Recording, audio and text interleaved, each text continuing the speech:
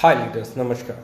सबसे पहले तो माफ़ी, क्योंकि लाइव पहले भी नेटवर्क इशू के कारण नहीं हो पाया और पिछला लाइव भी नेटवर्क इशू के कारण डिलीट हो गया, नहीं चल पाया। क्योंकि मैं पूरी बात एक ही वीडियो में करना चाहता हूँ, मैं दो वीडियो में नहीं करना चाहता। ओकी लाइफ के 42 मंथ्स 2 मई को कंप्लीट हो गए। 42 मंथ्स मीन एक छोटी सी जर्नी नहीं होती है। 42 मंथ्स 42 महीने 3.5 साल बहुत है किसी भी ऑर्गेनाइजेशन को समझने के लिए, उसकी पॉलिसीज़ को समझने के लिए, उसके काम करने के तौर तरीक़ों को समझने के लिए, उसके इरादों को समझने के लिए, उसके जोश को, जुनून को, वर्किंग स्टाइल को, वर्किंग पैटर्न को, वर्किंग कल्चर को समझने के लिए 3.5 साल बहुत होते हैं। थोड़ा सा अपने बारे में बात कर लेता हूँ। मैं डेक्कन हेल्थ केयर में टॉप आईडी के तौर पे मैंने एक लंबे समय तक कई सालों काम किया और वहाँ का टॉप अर्नर भी मैं ही रहा। और आज भी जितनी टीम वहाँ पे काम कर रही है वो सब मेरी ही टीम है, मेरे साथ ही वो लोग काम करते थे। उसके बाद बात करते हैं। इन फैक्ट 2016 आई डिसाइडेड कि मुझे कुछ करना है, कुछ और करना है। वहाँ अपने इश्यूज़ कुछ अलग थे जिनके कारण आगे बढ़ना पड़ा। और लाइफ में है ना, कई बार आगे बढ़ना ही पड़ता है।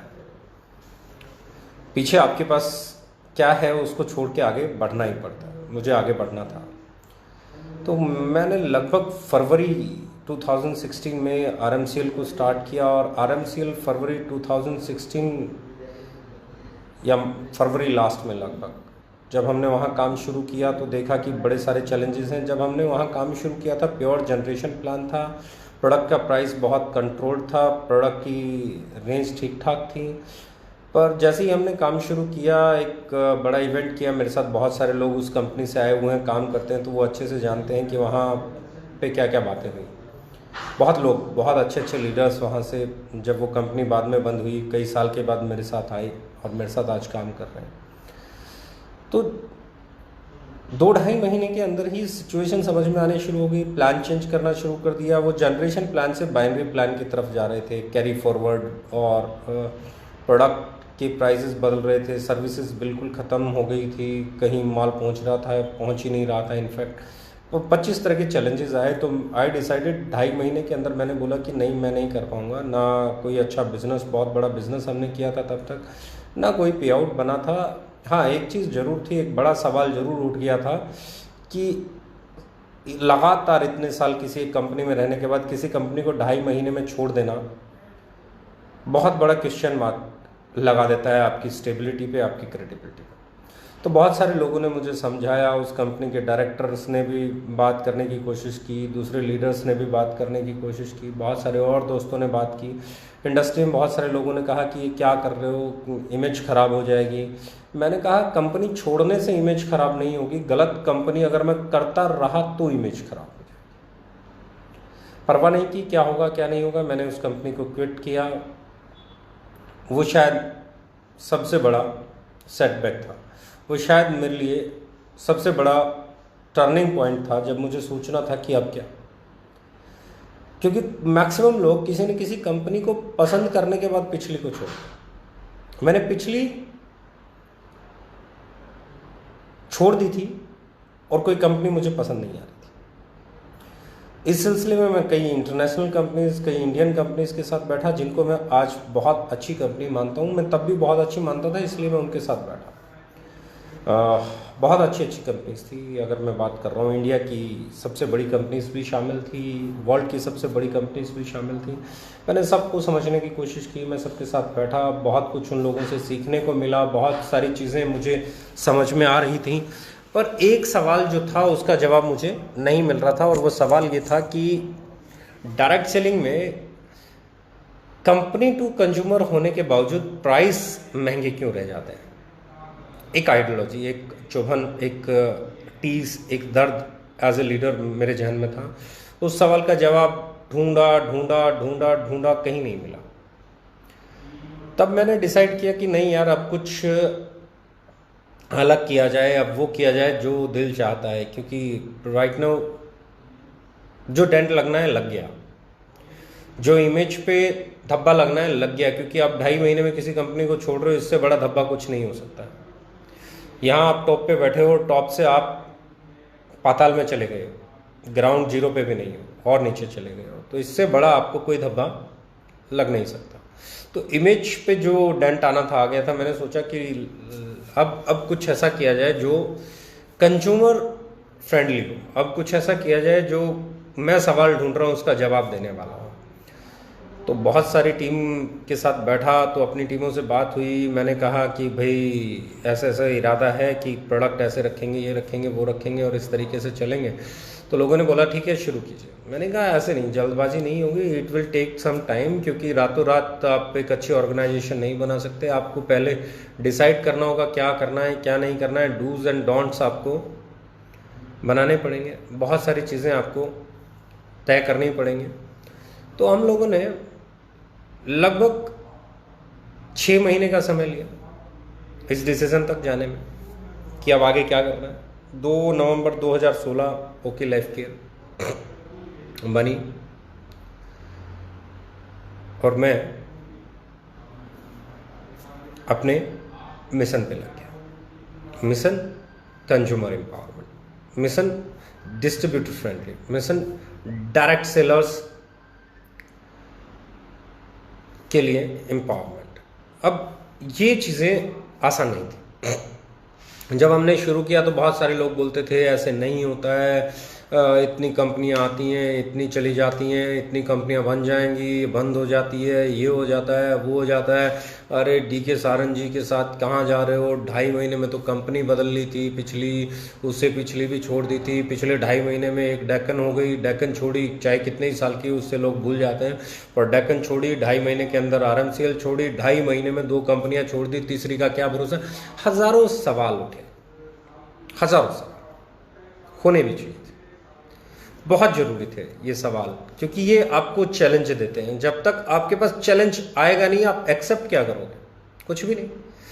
ये चैलेंज उछाला जा रहा था और मैं उसे एक्सेप्ट कर रहा था कि accepted boss, accepted boss, accepted boss, पता नहीं कब प्रोडक्ट बनेंगे, ये होगा वो होगा। यस वेरी ट्रू, 3 साल लगे मुझे प्रोडक्ट डेवलप करने में, 3 साल लगे मुझे थीम को डेवलप करने में, 3 साल लगे मुझे अच्छा न्यूट्रल लेके आने में, 3 साल लगे मुझे अच्छा कल्चर लेके आने में, 3 साल लगे मुझे खुद को प्रूव करने में। किसी भी नई कंपनी को सालों लग जाते हैं एस्टेब्लिश होने के लिए। ये अतीत भी गवाह है, ये मैं भी गवाह हूँ, ये ओके लाइफ केयर की जर्नी भी गवाह है, और आगे कोई कंपनी आएगी उसे भी 2.5-3 साल लग ही जाएंगे यहाँ तक पहुँचने में जहाँ हम पहुँचे। कोई बहुत हमसे अच्छा होगा तो 6 महीने पहले पहुंच जाएगा, कोई हमसे थोड़ा सा कमज़ोर होगा 6 महीने बाद पहुंच जाएगा। पर स्ट्रॉन्ग विल पावर होगी, अच्छी मैनेजमेंट होगी, सही डिसीजन होंगी, तो इंडिया में पोटेंशियल है बहुत सारी कंपनीज के लिए। हमसे पहले भी कंपनीज थी, हमसे बाद में भी कंपनीज आएंगी, लेकिन जर्नी तो हमसे पहले वालों को भी तय करनी पड़ी, हमें भी तय करनी पड़ी, हमारे बाद वालों को भी तय करनी पड़ेगी।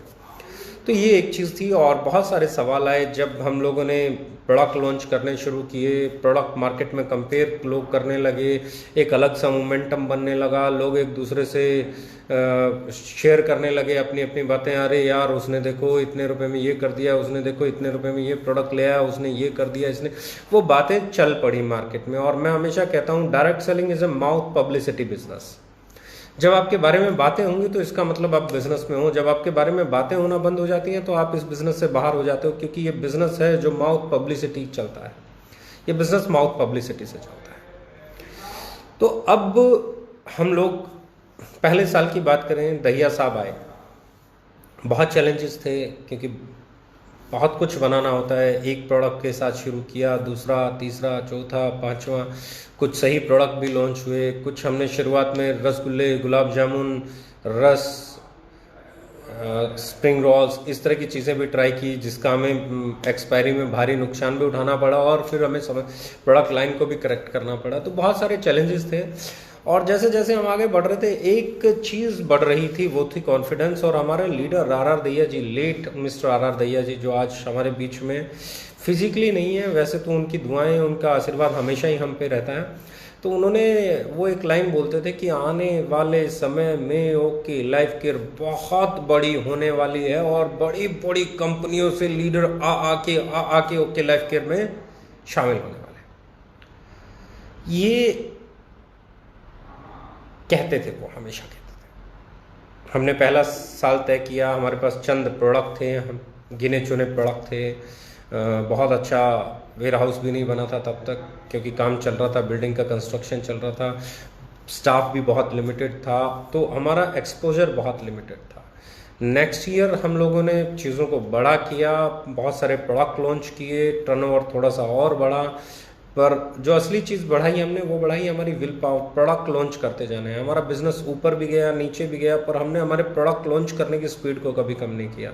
हम लोगों ने बिजनेस कम हो रहा था तब भी समझौता नहीं किया, तब भी जो लोग आने वाले थे उनके लिए मोस्ट वेलकम था, जो लोग जाने वाले थे उनके लिए थैंक यू वेरी मच था। हम लोगों ने कंप्रोमाइज़ नहीं किया, हमारे यहाँ प्लेसमेंट नहीं मिली, हमारे यहाँ पावर लिंक नहीं मिली, हमारे यहाँ अनएथिकल चीज़ें नहीं हुई, नाम चेंज नहीं हुआ, आईडी चेंज नहीं हुई, ट्री शिफ्ट नहीं हुआ, ये चीज़ों पे हम लोग स्ट्रिक्ट थे। हमने सोच लिया था कि बिजनेस कम हो या ज़्यादा हो, और प्रोडक्ट जब हम लेके आ रहे थे तो उसका प्राइस वो रख रहे थे जिसे कंज्यूमर एक्सेप्ट करे, ताकि हमारा डिस्ट्रीब्यूटर, हमारा डायरेक्ट सेलर जब किसी से मिले तो उसको सेल में कन्वर्ट करने में ज़्यादा जोर नहीं लगे।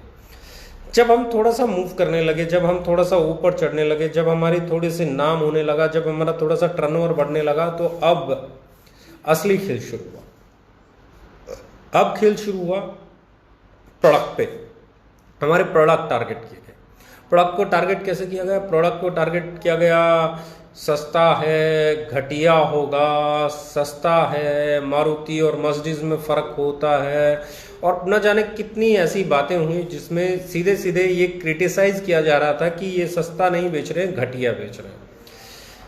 पर सच्चाई कभी किसी के रोके रुकी है क्या? माल मार्केट में जाता है, कस्टमर उसे यूज़ करते हैं, रिपीट सेल लगती है, फिर जाता है, फिर यूज़ करते हैं, फिर रिपीट सेल लगती है, और लोग ये कहने लग जाते हैं कि सस्ता है पर महंगे से बढ़िया है। इस लड़ाई को हमें 6-8 महीने लड़ना पड़ा। 6-8 महीने बाद जिन जिन लोगों ने हमारे प्रोडक्ट को यूज़ किया उन लोगों ने बता दिया मार्केट को कि भैया सस्ता है पर बेहतर है। जब वो मार्केट पे प्रोडक्ट पे हिट होना बंद हो गया, पहले हमें कहाँ दबाया जा रहा था? प्रोडक्ट पे, प्राइस पे, क्वालिटी पे।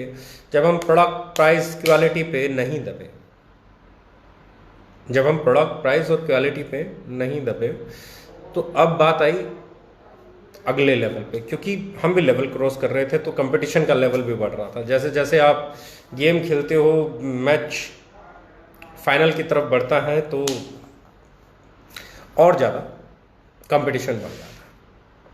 अब कंपटीशन बढ़ रहा था। अब कंपटीशन बढ़ा, कंपटीशन आया मैनेजमेंट पे, कंपटीशन आया एक्सपीरियंस पे, कंपटीशन आया इस पे उस पे, क्या कंपनी, वो ये फिर हमें 5-6 महीने, साल भर झेलना पड़ा। और जब ये क्लियर हुआ कि TDS on time, GST on time, product on time, delivery on time, अच्छी मैनेजमेंट, नया स्टाफ, बढ़िया बढ़िया एक्सपीरियंस लोग जो अपने काम को बखूबी जानते थे, अच्छा इंफ्रास्ट्रक्चर डेवलप कर, अच्छा उसके बाद अगर हम बात करें अच्छा स्टाफ आना, चीज़ें, हम लोग pay out on time, TDS on time, GST on time, nothing pendency, tour on time, हर चीज़ जब समय पे जा रही थी तो लोगों ने कहना शुरू कर दिया कि मैनेजमेंट में कोई कमी नहीं है, मैनेजमेंट बहुत अच्छा है, ये जानता है कब क्या करना है और ये वही करता है। और इससे 2 फायदे हुए। नंबर 1, कंपटीशन में लोग जो बोलते थे वो गलत साबित हुए, और दूसरा ये कि उस कंपटीशन ने हमें एनर्जी दी, हमने अपनी पूरी ताकत लगाई, हम अच्छा स्टाफ लेके आए, हमने अच्छे प्रोडक्ट डेवलप किए, हमने अच्छा मार्केटिंग ऑफर्स निकाले, हम लोगों ने अच्छे तरीके से उसको फाइट किया, तो उसका नतीजा मिला, हमारे लीडर्स के पे आउट बनना शुरू हो गए। अब क्या हो गया? अब 2 चीज़ें ख़त्म हो गई थी। पहली चीज़ ये ख़त्म हो गई थी कि आपका प्रोडक्ट घटिया है, दूसरी चीज़ ये ख़त्म हो गई थी कि आपकी मैनेजमेंट घटिया है। अब तीसरी बात जो कि किसी भी चीज़ के ऊपर लागू होती है वो थी इंफ्रास्ट्रक्चर छोटा है। इंफ्रास्ट्रक्चर छोटा है। इंफ्रास्ट्रक्चर वक्त के साथ डेवलप होता है। इंडिया में पहले 3 साल में किसी भी डोमेस्टिक और इंटरनेशनल कंपनी से बड़ा, पहले 3 साल, 3.5 साल, 42 महीने में, चलो मैं और 6 महीने पीछे चला जाता हूँ, इंडिया की किसी भी कंपनी के पहले 3 साल के इंफ्रास्ट्रक्चर से बड़ा इंफ्रास्ट्रक्चर डेवलप किया है हम लोगों ने। आप इंडिया की किसी भी कंपनी की हिस्ट्री उठा के देख लीजिए, पहले 3 साल। इंफ्रास्ट्रक्चर, आप ऑफिस की बात कर लें, आप वेयर हाउस की बात कर लें, आप स्टोर्स, हमारे स्टॉक पॉइंट्स, पीयूसी, डीपीयूसी, सीपीयूसी, आरपीयूसी, इनकी बात कर लें, आप हमारे बन रहे वेयर हाउसेस की बात कर लें, हमारे ट्रेनिंग्स की बात कर लें, एजुकेशन सिस्टम की बात कर लें, तो हमारे स्टाफ की बात कर लें, हमारे लॉजिस्टिक डिपार्टमेंट की बात कर लें, तो पहले 3 साल में ये इंडिया में किसी भी कंपनी द्वारा प्रोवाइड किया गया सबसे बड़ा इंफ्रास्ट्रक्चर था, जिसके कारण हमारी सर्विसेज बेहतर होती चली गई। जो छोटी मोटी कंप्लेंट्स थी वो भी दूर होने लगी और लीडर्स का पे आउट और बड़ा होने लगा। तो अब इंफ्रास्ट्रक्चर पे भी नहीं बोला जा सकता था, अब इंफ्रास्ट्रक्चर पे भी आपको रोका नहीं जा सकता था। लॉकडाउन आया और हम लोगों ने एक बड़ा कमाल किया। वो कमाल ये था कि हम लोगों ने एडवांस पे आउट दिया और इस महीने हम 5 तारीख को क्लोजिंग करने जा रहे हैं। तो पे आउट देख के भी मुझे खुशी हो रही है कि इस महीने भी पे आउट लीडर्स के बहुत शानदार बनने वाले हैं। ये फेज रही, अब एक नया दौर चल रहा है। लॉकडाउन में ऑपरेट नहीं किया या ऑपरेट हो गया, लॉकडाउन में पता नहीं क्या क्या ऑपरेट नहीं हुआ, लॉकडाउन में पता नहीं क्या क्या ऑपरेट नहीं हुआ, बहुत सारी चीज़ें ऑपरेट नहीं हुई, बहुत सारी चीज़ें। और जो नहीं ऑपरेट करने का रीज़न था वो सब जानते हैं। आज भी लॉकडाउन है, आज भी पैनाडेमिक है, आज भी स्प्रेड हो रहा है, पर हम लोगों ने लॉजिस्टिक चालू किया। क्यों? क्योंकि मुझे लगता था जो लोग ये कह रहे हैं, देखो एक चीज़ क्लियर है, इंडिया में लॉजिस्टिक इन हाउस किसी का भी नहीं है। कोई भी अपनी ट्रांसपोर्टेशन नहीं चलाता है डायरेक्ट सेलिंग में, किसी के सब, कोई टीसीआई से कर रहा होगा, कोई किसी से कर रहा होगा, कोई आपका डीटीडीसी से कर रहा होगा, कोई किसी से कर रहा होगा। और जब ये कंपनियां ऑपरेट कर रही हैं तो ये उनके लिए भी कर रही हैं, हमारे लिए भी कर रही हैं, किसी और के लिए भी कर रही हैं। और जब ये नहीं कर रही हैं तो ट्रांसपोर्टेशन, प्राइवेट ट्रांसपोर्टेशन काम कर रही है। आप एक गाड़ी में, ट्रक में माल लोड करोगे, भेज दोगे। लेकिन हम नहीं चाहते थे कि उस दौर में लोग हमारे इन्फेक्टेड हों, हमने उसको रोक लिया। राइट, अब हम आ गए काम पे। जब से लोगों को ये पता चला हम काम पे आ गए, फिर वो कंपटीशन पीक पे आ गया। देखिए, मैं हमेशा कहता हूँ इंडिया में कोई एक कंपनी, सिर्फ एक कंपनी अच्छी नहीं हो सकती। ये इंडस्ट्री है, बहुत कंपनियाँ अच्छी हैं, इंडिया की बहुत सारी कंपनियाँ बहुत अच्छी हैं। मैं नाम ले सकता हूँ, मुझे एतराज़ नहीं है। Vestige is a very good company, Modi care is a very good company, RCM is a very good company, IMC is a very good company, Altos is a very good company, Amway is a very good company, आपका Oriflame is a good company, FLP is a good company, Herbalife is a good company, Avon is a good company। तो n number of companies हैं, बहुत सारी companies हैं जो बहुत बढ़िया हैं और बहुत अच्छे तरीके से काम करती हैं। द सेम वे हमारी सिर्फ मंशा और टारगेट यही है कि हम हमेशा इन अच्छी कंपनियों की श्रेणी में खुद को पाएं, लोग हमें भी उतनी ही अच्छी कंपनी माने। कंपटीशन है, होगा, होता रहेगा, ये हेल्दी कंपटीशन है, इसे हेल्दी रखें। जब हम इसे पर्सनल लेते हैं, पर्सनल अटैक, मेरे पे पर्सनल अटैक, मैनेजमेंट पे पर्सनल अटैक, किसी और पे पर्सनल अटैक, आप दूसरे से पर्सनल अटैक कर रहे हो और सामने वाले से उम्मीद भी करो कि सामने वाला तुम्हारे बिजनेस पे अटैक भी नहीं करे और आप पर्सनल अटैक करो, तकलीफ आ जाती है बॉस। खुद को सुधारो, फिर सामने वाले से उम्मीद करो। आप पर्सनल अटैक कर रहे हो, हम बिजनेस अटैक भी ना करें, ये तो हमारी इंसानियत है। हम अभी भी बिजनेस अटैक पे ही बात कर रहे हैं, वरना हमें भी पर्सनल हो जाना चाहिए, लेकिन नहीं हो सकते। क्यों? क्योंकि हम एथिक्स से बाहर हो जाते हैं। हमने आज तक किसी पे भी पर्सनल अटैक नहीं किया, किसी की इमेज पे, किसी की पर्सनल लाइफ पे, किसी के कैरेक्टर पे कभी नहीं किया। लोगों ने मेरे बारे में डाला कि एक बोतल का मेरा फोटो डाल के, जो कि उस बोतल में क्या था क्या नहीं था गॉड नोज, और एक साथी को पिलाते हुए मेरी फेसबुक वॉल से ही जरूर लिया होगा।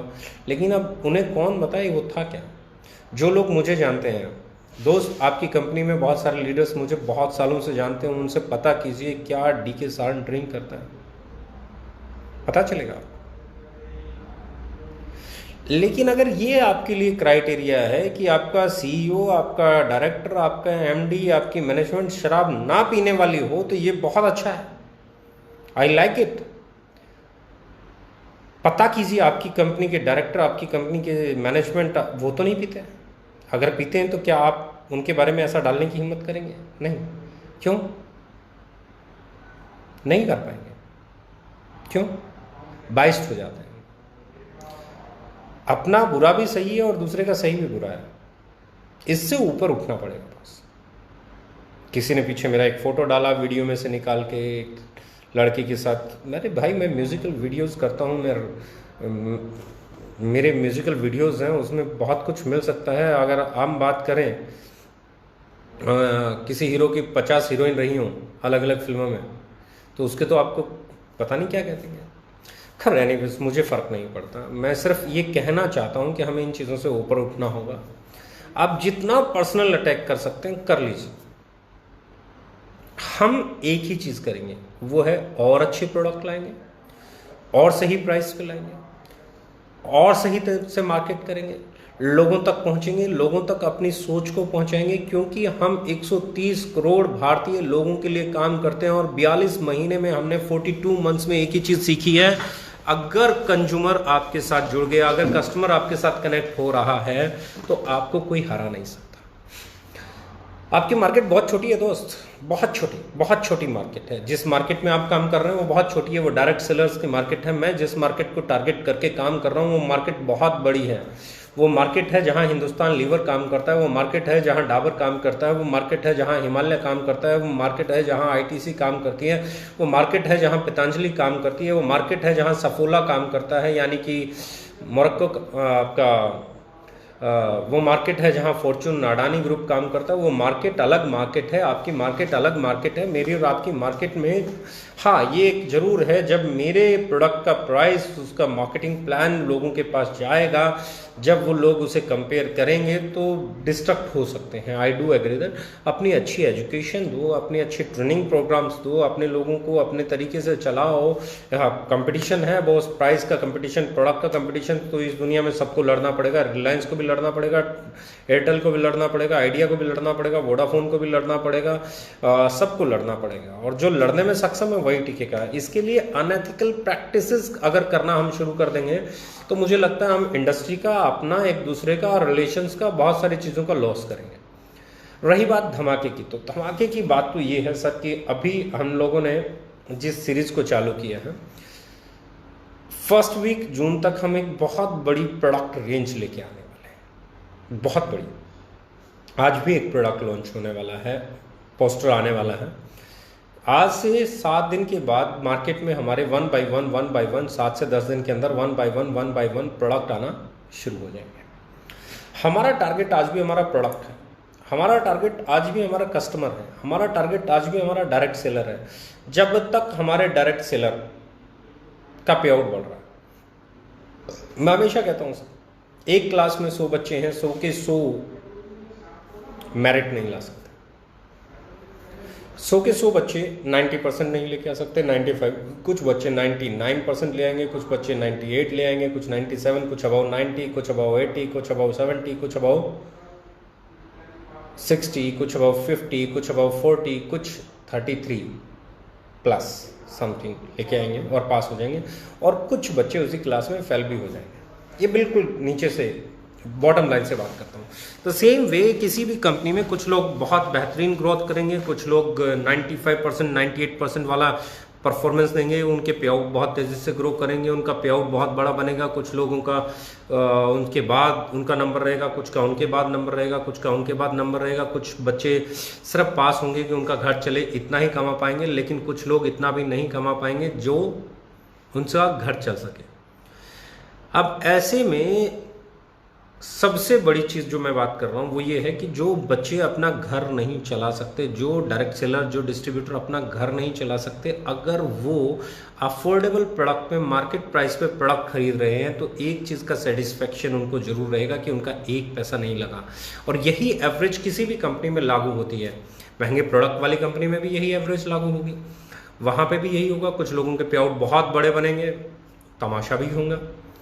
कुछ बड़ी बड़ी गाड़ियाँ भी ले आएंगे, वो भी होगा। कुछ लोग बाकी की चीज़ें करेंगे, लाइफस्टाइल अच्छा हो जाएगा। कुछ लोग उनके बाद होंगे, कुछ उनके बाद होंगे, कुछ उनके बाद होंगे।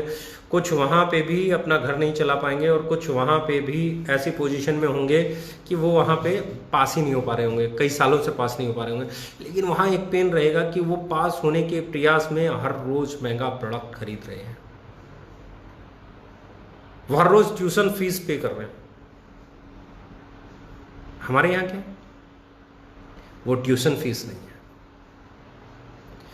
हमारे यहाँ पे भी एवरेज वही है, वहाँ पे भी एवरेज वही है। मैं कोई ऐसी बात नहीं कर रहा हूँ जो मतलब मैं बोलूँ कि ओके लाइफ केयर से बढ़िया कोई कंपनी नहीं है। ओके लाइफ केयर से बढ़िया बहुत कंपनी थी, बहुत हैं, बहुत होंगी। मैं कभी भी इस ईगो में नहीं आता कि हम ही हैं जो कुछ है। ये इंडस्ट्री है, किसी एक से बनती नहीं, ना ओके लाइफ केयर से बनती है, ना एमवे से बनती है, ना एफएलपी से बनती है। हाँ, सबके मिलने से बनती है, सब कंपनियों के काम करने से बनती है, सब कंपनियों के लोगों को एजुकेट करने से बनती है, सब लोगों के प्रेम प्यार सद्भाव से बनती है। तो हम लोगों ने 42 महीने जो काम किया है ना, उस 42 मंथ्स की हमारी अचीवमेंट्स ये है कि हमने 42 महीने में न जाने कितने प्रोडक्ट लॉन्च किए हैं। लगभग अगर मैं बात करूं कि आज से 2 महीने बाद हम बात करेंगे तो हमारे पास 150 से ज़्यादा प्रोडक्ट होंगे। हमारे पास अगले 2 महीने के बाद की मैं बात करूं तो बहुत सारे लीडर्स के पे आउट बढ़ गए होंगे। हम लोगों ने 22 तारीख को 22 मार्च को ऑपरेशन बंद किया था। क्लोजिंग में लगभग 10 दिन बचते थे, 21 को बंद कर दिया था। तो वो 10 दिन हमने इस बार दिए हैं, और वो 10 दिन देने के बाद हमारी जो क्लोजिंग मुझे लग रही है, वो क्लोजिंग हमारी बगैर इफेक्ट हुए 10-5% इफेक्ट हो जाए तो बड़ी बात होगी। मुझे लगता है हो सकता है इस बार हम पिछले महीने को क्रॉस करें, हम फरवरी महीने को क्रॉस करें।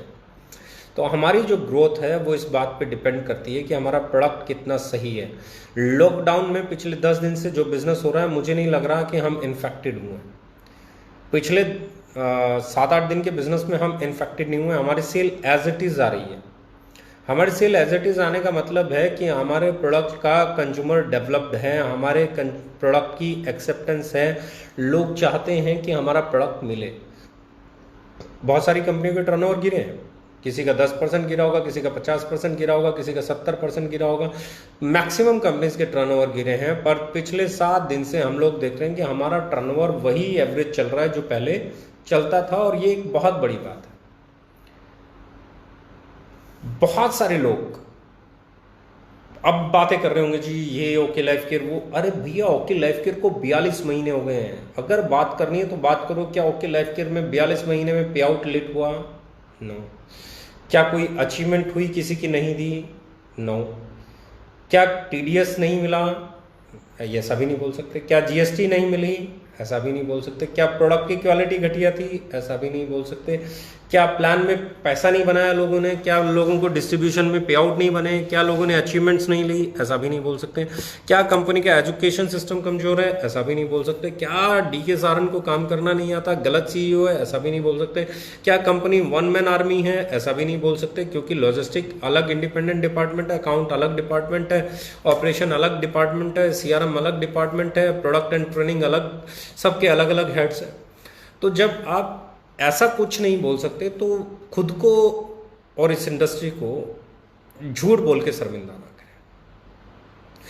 लोग आपके पास से मेरे पास भी आएंगे और लोग मेरे पास से आपके पास भी जाएंगे। ऐसा कोई रास्ता, मैं पहले दिन से कहता हूं, मेरे पुराने वीडियो पता चल जाएगा। ऐसा मेरी ट्रेनिंग में भी मैं हमेशा बोलता हूं, ऐसा कोई रास्ता बना नहीं जो दिल्ली से रोहतक आता हो और रोहतक से दिल्ली नहीं जाता हो। यानी कि यहाँ आने वाले मुसाफिर भी रहेंगे और जाने वाले मुसाफिर भी रहेंगे। हमारे पास आने वाले लोगों की संख्या भी रहेगी, हमारे यहाँ से जाने वालों की संख्या भी रहेगी। जो संख्या ज़्यादा है कंपनी उस दिशा में जाएगी। आने वालों की संख्या ज़्यादा है तो कंपनी ग्रो करती रहेगी, जाने वालों की संख्या ज़्यादा है तो कंपनी ग्रो करना बंद कर देगी और सैचुरेशन की तरफ बढ़ जाएगी। अब ऐसे में आपको क्या लगता है, ओके लाइफ केयर के बारे में आपको लगता क्या है? वी आर ग्रोइंग और नॉट? हमारे लीडर्स के पे आउट बढ़ रहे हैं तो क्यों बढ़ रहे हैं? हमारी प्रोडक्ट रेंज बढ़ रही है तो क्यों बढ़ रही है? लॉकडाउन के बावजूद भी हमारा टर्नओवर कम नहीं हो रहा है तो क्यों नहीं हो रहा है?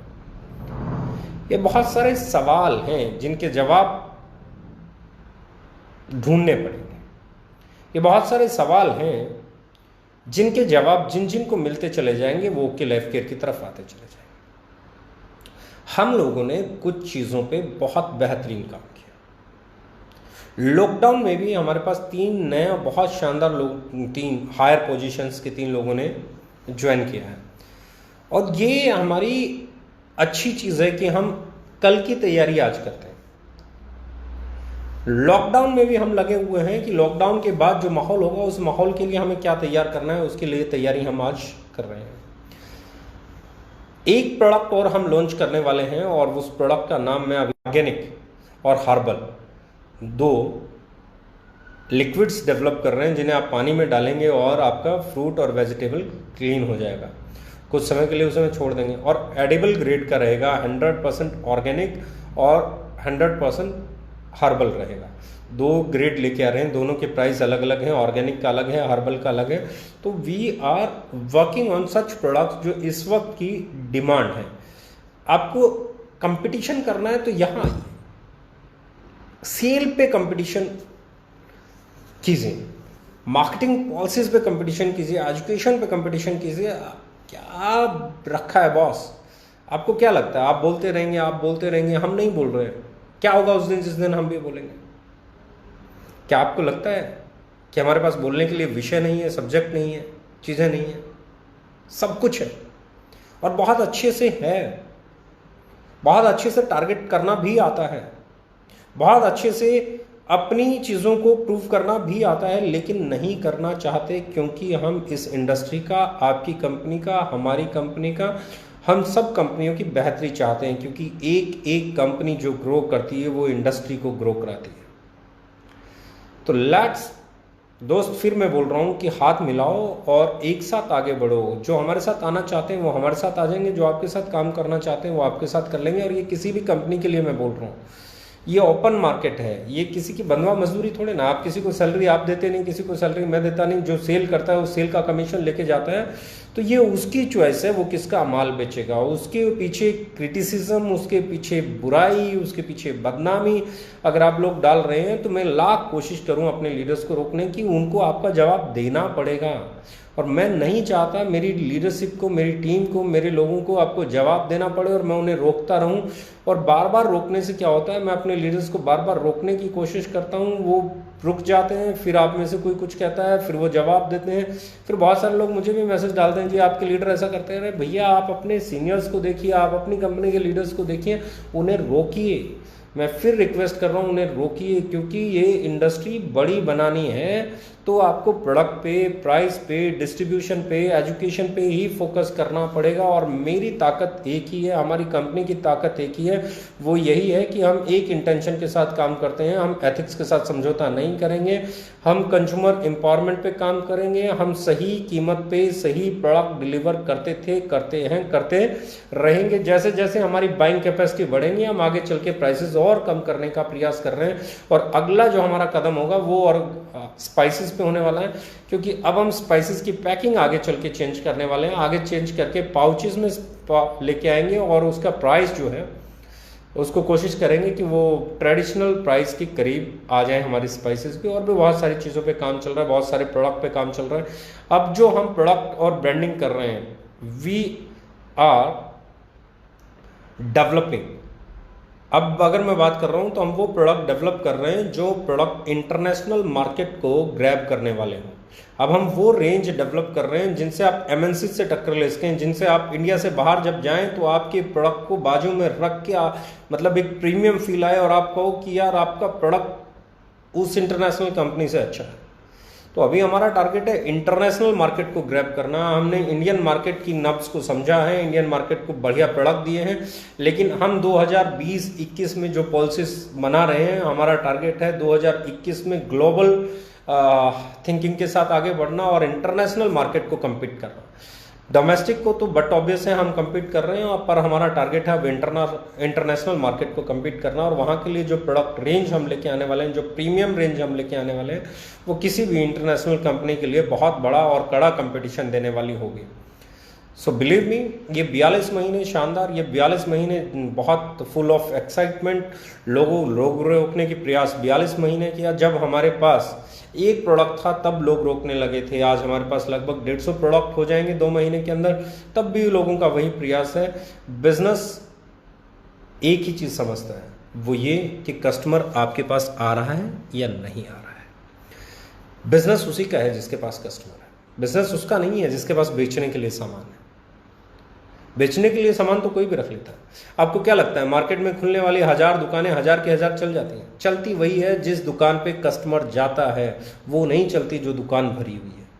आप कितनी दुकान भर के लो, कितनी दुकान सजा लो, वो नहीं चलेगी अगर कस्टमर नहीं आएगा तो बॉस, कस्टमर जहां आ सकता है वो दुकान बनाओ, कस्टमर जहां आएगा वो दुकान चलाओ, कस्टमर जहां आता है उसकी रिस्पेक्ट करो, कस्टमर ही भगवान है, इस थ्योरी को समझो और अपने आप को बेहतर करो और कंपटीशन लड़ो, हम खुद ब खुद खुश होंगे आपसे, राइट।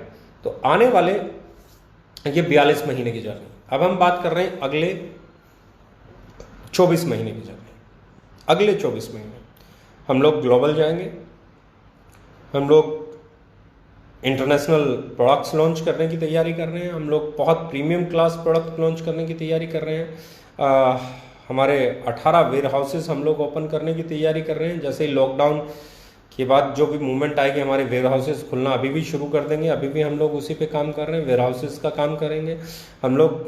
प्रोडक्ट रेंज की एक बात होगी, हमारी मैनेजमेंट का एक्सपेंशन हो रहा है, हमारी फैक्ट्री का काम बहुत तेज़ी से हुआ है और लॉकडाउन की वजह से कुछ दिनों बीच में बंद रहा, तो फिर से अब शुरू हो जाएगा, तो फैक्ट्री आ जाएगी। हमारी नया एक ऑफिस बहुत शानदार बन के लगभग तैयार है, वो भी हम कोशिश करेंगे कि अगले 2 महीने में आपको एक और नया ऑफिस मिल जाए। उसके बाद हम लोग 5 नए ऑफिस इंडिया में 2020 में ओपन करने का प्लान कर रहे हैं। 5 कंपनी ऑन ऑफिस, कंपनी के अपने ऑफिस 5, जिसमें हम एक महाराष्ट्र में ओपन करेंगे, एक बेंगलोर में ओपन करेंगे, एक हम लोग लखनऊ में ओपन करेंगे यूपी के अंदर, एक हम लोग दिल्ली में ओपन करेंगे और एक हम लोग जो ओपन करेंगे that will be in MP, Madhya Pradesh में। तो 5 ऑफिसेस हम लोग 2020-21 फाइनेंशियल ईयर में ओपन करने की प्लानिंग कर रहे हैं। 5 कंपनी के अपने ऑफिसेस, 18 वेयर हाउसेस अगले 24 महीने के अंदर और करीबन 250 प्रोडक्ट की बास्केट, 250 इलीट क्लास प्रोडक्ट्स, वो प्रोडक्ट जिनकी पैकिंग, लुक, फील, क्वालिटी देख के आप ये बोलो कि यार ये प्रोडक्ट इस प्राइस में मिल रहा है, यकीन नहीं होता है। बस नाउ अगले 24 महीने इंडिया का सबसे बड़ा पे आउट हमारे लीडर्स का बने, इसके लिए प्रयास कर रहे हैं। हमारे लीडर्स के पे आउट इंडिया के सबसे बड़े पे आउट्स में शामिल हो जाएं, इसका हम प्रयास कर रहे हैं और ये ही हमारी सबसे बड़ी ताकत होने वाली है। क्योंकि मैं हमेशा कहता हूं ये बिजनेस 2 ही चीज़ों से चलता है। नंबर 1 आपकी प्रोडक्ट, उसके रेट और उसकी क्वालिटी से, और नंबर 2 लोगों की अचीवमेंट से। और दोनों ही पैरामीटर्स पे अगर आप कंपेयर करेंगे पिछले 42 महीने को, तो ना कोई कंपनी 42 महीने में इतने प्रोडक्ट दे पाई इस रेट पे, इस पैकेजिंग के साथ, इस लुक फील के साथ, इस क्वालिटी के साथ, और ना ही कोई कंपनी पहले 42 महीने में ऐसे पे आउट दे पाई जैसे ओके लाइफ केयर में बन रहा है। ये बिजनेस 2 ही चीज़ों से चलता है, एक प्रोडक्ट, उसकी क्वालिटी और प्राइस से, दूसरा लीडर्स की अचीवमेंट्स और उनके पे आउट से। और ये दोनों ही पैरामीटर्स पे पहले 42 महीने में, पहले 42 मंथ्स में जो ओके लाइफ केयर ने किया है, वो मैंने इंडियन डायरेक्ट सेलिंग की हिस्ट्री में नहीं पढ़ा है, नहीं देखा है, नहीं सुना है। इसलिए आपके कंपटीटर भी बड़े हैं, क्योंकि हर बड़ा कंपटीटर ये जानता है कि इनको नहीं रोका गया तो ये सुपरसीड कर सकते हैं। अब देखेंगे, मैंने 42 महीने पहले एक लाइन बोली थी कि रुक जाओ 2.5-3 साल। 2.5-3 साल के बाद इंडिया में बिजनेस प्लान वैसे होंगे जैसे हम लेके आए हैं। इंडिया में प्रोडक्ट प्राइस पे लोग बातें करेंगे, आने वाली नई कंपनियां हमारे पॉलिसीज को फॉलो करेंगी, पुरानी कंपनीज की पॉलिसीज को नहीं। ये लाइन मैंने आज से 42 महीने पहले बोली थी। मैंने कहा था 2.5-3 साल रुक जाओ, हमारे बाद आने वाली कंपनीज पुरानी कंपनीज को फॉलो नहीं करेंगी, हमें फॉलो करेंगे। आज हो रहा है। आज कोई भी नई कंपनी आ रही है, उनके टारगेट में पुरानी कंपनी नहीं है, उनके टारगेट में हम हैं। इसका मतलब हर नया लीडर जो अपनी कंपनी खोल रहा है वो ये मान चुका है कि आने वाला समय ओके लाइफ केयर के प्लान का है, ओके लाइफ केयर की पॉलिसीज का है, ओके लाइफ केयर वाले प्रोडक्ट्स का है, उनके रेट का है। आने वाले हर लीडर को, आने वाली हर कंपनी को हमें फॉलो करना पड़ रहा है। ये प्रूफ करता है कि हमने 42 महीने में वो किया है जो पिछले कई सालों में इंडियन डायरेक्ट सेलिंग कंपनियां नहीं कर पाई। आज हर कंपनी हमें फॉलो करना चाहती है, आज हर कंपनी हमें टारगेट करना चाहती है, आज हर कंपनी हमारे जैसा बनना चाहती है, आज हर कंपनी हमारे जैसा प्लान लाना चाहती है, आज हर कंपनी हमारी तरफ प्रोडक्ट के रेट लाना चाहती है। इससे बड़ा प्रूफ क्या होगा कि आपने इंडस्ट्री को बदल के रख दिया है। आप रिवोल्यूशनरी कंपनी है, आप वो कंपनी है जिन्होंने पूरी इंडस्ट्री को एक नया आयाम दिया है। आप वो कंपनी है जिन्होंने इंडस्ट्री को उसके असली रूप में लाके खड़ा करने का काम किया है। आप वो कंपनी है जिन्होंने कंज्यूमर एम्पावरमेंट पे लाके डायरेक्ट सेलिंग को खड़ा कर दिया है, जहां हमेशा और प्राइसिंग का ब्लेम होता था। जिस कंपनी के ऊपर हमेशा एक ही धब्बा लगा हुआ होता था कि यहाँ प्रोडक्ट महंगे होते हैं, उस इंडस्ट्री को आज आप इस मुकाम पे ले आए हैं कि आने वाली हर कंपनी सोच रही है प्रोडक्ट का प्राइस क्या रखा जाए, प्लान कैसा हो, कंडीशंस कितनी कम हो। यानी कि आज किसी पुरानी बड़ी इंटरनेशनल कंपनी को या डोमेस्टिक कंपनी को फॉलो नहीं कर रहे हैं लोग। आज पूरे इंडिया में ओके लाइफ केयर के बिजनेस प्लान को, ओके लाइफ केयर के प्रोडक्ट को, उसके रेट को, उसकी पॉलिसी को, उसकी सोच को, आज जो मैं 3 साल 3.5 साल से स्टेज से बोलता था, बहुत सारी कंपनीज के लीडर्स वैसा ही बोलने लगे हैं, बहुत सारी कंपनीज के डायरेक्टर्स वैसी स्टेटमेंट देने लगे हैं। आज जो एथिकल वर्ड हम लोगों ने क्रिएट किया था, उस एथिकल वर्ड पे भी लोग बात करने लगे हैं। इससे बड़ी अचीवमेंट क्या लेंगे आप? इससे बड़ा सबूत क्या चाहिए आपको कि ओके लाइफ केयर किस तरफ बढ़ रही है? ये है प्रूफ सबसे बड़ा कि हमने क्या किया है। जब आने वाली हर कंपनी, बड़े से बड़ा लीडर, बड़ी से बड़ी कंपनी आज आपके बारे में बात कर रही है, आज आपकी तरफ बनना चाह रही है, आज आपसे कंपटीशन लड़ना चाह रही है, आज आपकी तरफ प्रोडक्ट पे बात कर रही है, कोई बोल रहा है रुपया महंगा, कोई कह रहा है रुपया सस्ता, कोई कह रहा है नज़दीक, कोई कह रहा है हमारा ये, कोई कह रहा है उसका वो। इसका मतलब we are talk of town now. हम लोगों ने 42 महीने में वो कर दिया है जो बड़ी बड़ी कंपनियां 10-10, 12-12, 15-15 साल में नहीं कर पाई। अगले 24 महीने जीतने वाले हैं। अगले 24 महीने लाजवाब अचीवमेंट्स लाने वाले हैं। अगले 24 महीने एक बहुत बड़ी तैयारी के हैं। अगले 24 महीने वेयर हाउसेज के नाम हैं। अगले 24 महीने आपके कंपनी के 5 ऑफिसेज के नाम हैं। अगले 24 महीने आपकी फैक्ट्री, आपकी इंफ्रास्ट्रक्चर, आपके स्टाफ के नाम हैं। अगले 24 महीने हमारे लीडर्स के पे आउट को कई गुना बड़ा करने के नाम हैं। आई होप इससे ज़्यादा आपको किसी डिटेलिंग की ज़रूरत नहीं होगी। लग जाओ दोस्तों, कल हमारा है, अगले आने वाला साल हमारा है, 2020 हमारा है, 2021 हमारा है, 22 हमारा है, 23 हमारा है, 24 हमारा है, 25 हमारा है। ये साल हमारे हैं। जब इंडस्ट्री 64,000 करोड़ की होगी, 64,500 करोड़ की होगी, 65,000 करोड़ की होगी, 60,000 करोड़ की होगी, 70,000 करोड़ की इंडस्ट्री होगी, सालाना टर्नओवर करेगी, तो ओके लाइफ केयर उसमें मेजर रोल प्ले कर सकती है अगर आप लोग कमिटेड होके अपनी मेहनत करें, आप लोग अगर पूरे जोश और जज्बे के साथ काम करें। Thank you very much, love you all. Let's become the best Indian direct selling company. Thank you very much.